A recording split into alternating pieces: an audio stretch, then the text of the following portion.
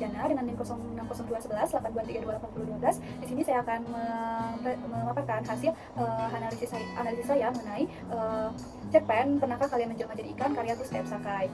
Nah, cerpen ini berisi tentang seorang anak perempuan yang bernama Bella yang merasa dirinya berubah menjadi seekor ikan blue devil, meskipun dia sebenarnya ingin menjadi seekor ikan butterfly fish. Di dalam akuarium milik ayahnya, Bella melihat tamu-tamu ayahnya, termasuk ayahnya sendiri, dengan berkepala binatang buas. Lalu cerita berakhir saat Bella terbangun. Nah, yang pertama yaitu kelebihan dari cerpen ini. Yang pertama yaitu cerpen ini menggunakan bahasa yang indah dan penuh khayalan, sehingga membuat para pembaca merasa seperti ikut masuk ke dalam cerita tersebut. Lalu yang kedua yaitu cerpen ini penuh dengan simbol dan makna, seperti Bella yang menjelma menjadi seekor ikan, yang merupakan simbol dari anak yang kecewa, lalu kepala babi yang menggambarkan keserakahan, kepala hina yang menggambarkan kelicikan dan kejam dan sebagainya. Nah, lalu yang ketiga yaitu cerpen ini menyindir dunia politik dan juga mengkritik keras para politisi yang licik. Oleh karena itu kita diajak untuk melihat wajah asli mereka lewat imajinasi seorang anak tersebut.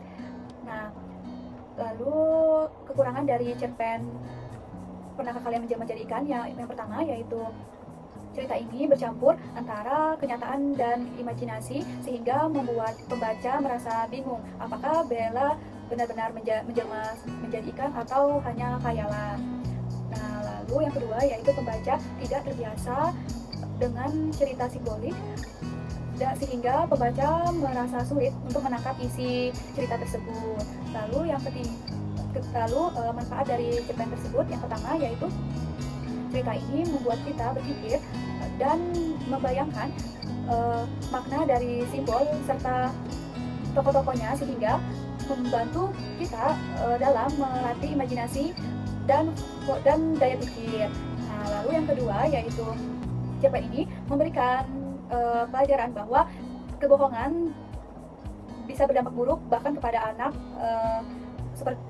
kecil seperti Bella. Nah, lalu yang ketiga yaitu walau tokohnya anak kecil, cerita ini menyindir dunia politik yang penuh tipu daya atau manipulatif, sehingga kita perlu kritis dalam melihat dunia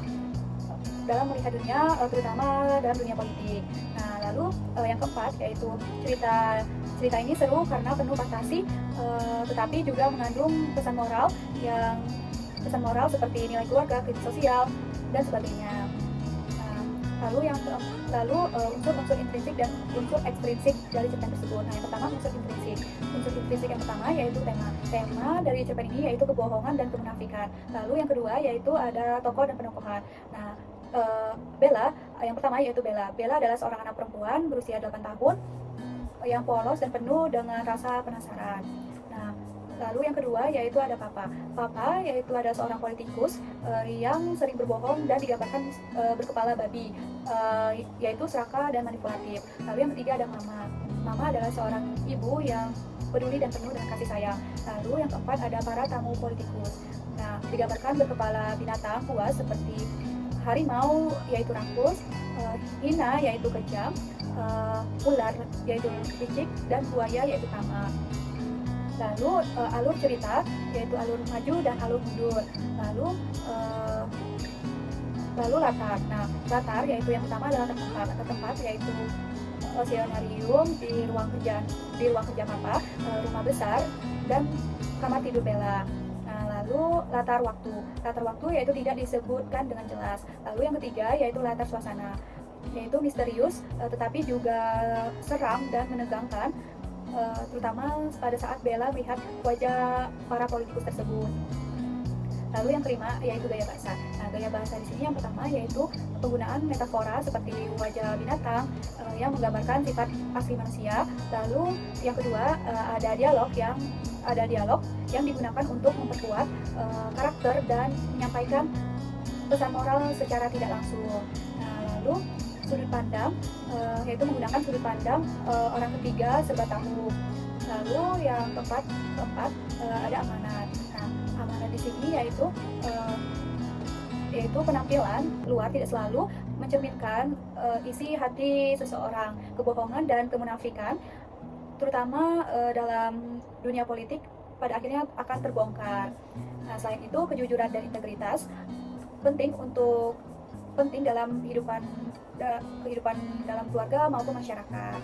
Nah, lalu unsur ekstrinsik dari cerpen tersebut, yang pertama yaitu nilai budaya. Nah, nilai budayanya yaitu menggambarkan budaya politik yang seringkali penuh dengan manipulasi dan pencitraan. Lalu yang kedua yaitu nilai moral. Nah, nilai moral di sini yaitu yang pertama yaitu kejujuran dan integritas sosial dalam kehidupan sehari-hari. Lalu yang kedua yaitu kebohongan tidak hanya merugikan orang lain tetapi juga merusak kepercayaan orang-orang yang ada di sekitarnya.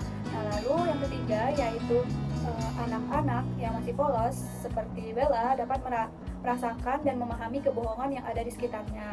Lalu yang ketiga yaitu nilai sosial. Nah, nilai sosial di sini yaitu menyoroti dampak negatif dari sifat munafik dan manipulatif yang dapat merusak kepercayaan seseorang, dan juga ada hubungan keluarga yang renggang karena kesibukan dan ambisi pribadi. Lalu yang keempat yaitu ada nilai religius, yaitu ibadah dan penampilan religius tidak ada artinya jika tidak diikuti dengan perbuatan baik dan kejujuran. Jadi dari cerpen Pernahkah Kalian Menjelma Jadi Ikan karya Gustave Sakai bukan hanya sekedar cerita fantasi, tetapi melalui sudut pandang dari seorang anak kecil bernama Bella, kita diajak untuk melihat dunia dari sudut pandang yang berbeda. Selain itu juga cerita ini penuh dengan pesan moral dan cocok untuk dibaca oleh siapapun yang ingin memahami dunia dari sudut pandang yang berbeda. Sekian pemaparan dari analisis saya. Mohon maaf apabila ada salah kata. Saya akhiri dengan mengucapkan wabillahi taufiq wal hidayah. Wassalamualaikum warahmatullahi wabarakatuh.